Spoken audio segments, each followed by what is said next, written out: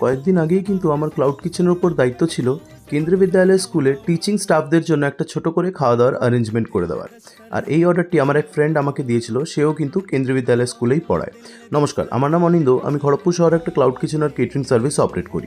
চলুন তাহলে আপনাদের দেখাই আমাদের কিচেনে সেই দিন কী কী আইটেম হয়েছিল। কাইন্ডলি চেষ্টা করবেন ভিডিওটিকে পুরোটা দেখার, কারণ ভিডিওর মাঝখানে কিন্তু আজকে একটা স্পেশাল কন্টেস্ট হচ্ছে, আর যে কোনো দুটো লাকি উইনার পেয়ে যাবেন ফ্রেশলি মেডের তরফ থেকে একদম বিনামূল্যে প্রিমিয়াম কম্বো মিলস। চলুন তাহলে শুরু করি। প্রথমেই কিন্তু এখানে কপিগুলো কেটে সুন্দরভাবে রাখা হয়েছে। আজকে কিন্তু চিলি গোবি হচ্ছে। চিলি গোবির জন্য কপিটাকে বেশ ভালোভাবে বিভিন্ন রকমের মশলাপাতি দিয়ে ম্যারিনেট করে রাখা হয়েছে, আর তার সাথে কিন্তু বাসমতি চালটাও ভিজিয়ে দেওয়া হয়েছে। আচ্ছা, সেই দিনের মেনুটা কিন্তু পুরোপুরি ভেজিটেরিয়ান ছিল, কিন্তু হঠাৎ করে সকাল 10টার পরে সেটা আবার বদলে ননভেজেও এসে দাঁড়িয়েছে। চলুন সেই ঘটনাটাও আপনাদের বলবো। ফুলকপির ম্যারিনেশন কিন্তু পুরো কমপ্লিট। এবার এক এক করে ফুলকপিগুলো ছাঁকা তেলে খুব সুন্দরভাবে ভেজে নেওয়া হবে। তারপরে আমরা চলে যাবো চিলি গোবির যে গ্রেভিটা সেটার দিকে। পেঁয়াজ, ক্যাপসিকাম, কাঁচা লঙ্কা, আদা, রসুন খুব সুন্দরভাবে ভেজে একটা সুন্দরভাবে গ্রেভি তৈরি করে চিলি গোবিটা প্রিপেয়ার করা হবে। চিলি গোবি বানানোর জন্য এখানে ভালো কোয়ালিটির chilli sauce, tomato sauce, soya sauce আর একটুখানি ট্যাবাস্কো সসের ইউজ হয়েছিল। আর খুব সুন্দরভাবে চিলি গোবিটা প্রিপেয়ার করা হয়েছিল, বেশ ঝালঝাল আর হালকা মিষ্টি রেখে। এটার পরেই কিন্তু আমরা চলে যাবো কড়াই পনিরের দিকে। সেই দিন কিন্তু আমাদের দুটো রকমের ভেজ গ্রেভি হয়েছিল, একটা হচ্ছে চিলি গোবি আর একটা কড়াই পনির। কড়াই পনিরটা একদম অথেন্টিক রেস্টুরেন্ট স্টাইল প্রিপেয়ার করা হয়েছিল, বেশ পেঁয়াজ আর ক্যাপসিকাম দিয়ে। আর ভালো কোয়ালিটির মালাই পনিরটা ইউজ করা হয়েছিল।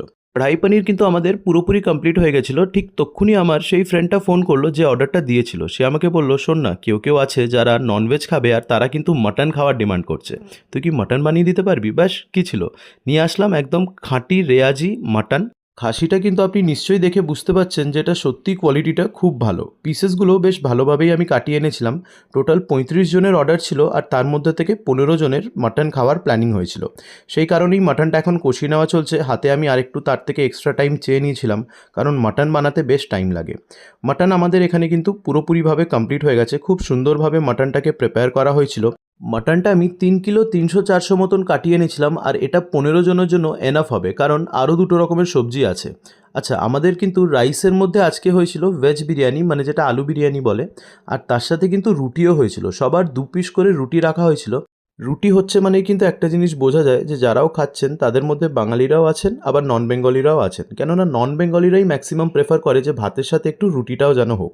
এবার আমরা চলে যাবো আজকে লাস্ট মেন আইটেম মানে বিরিয়ানির দিকে। আর তার সাথেই কিন্তু কন্টেস্টের যে কোয়েশ্চেনটা সেটাও আছে আপনাদের জন্য। এখানে বিরিয়ানিটা প্রিপেয়ার করা চলছে। আলুটা একদিকে সেদ্ধ হচ্ছে, আরেকদিকে কিন্তু বিরিয়ানির জন্য বেরিস্তাটাও ভাজা চলেছে।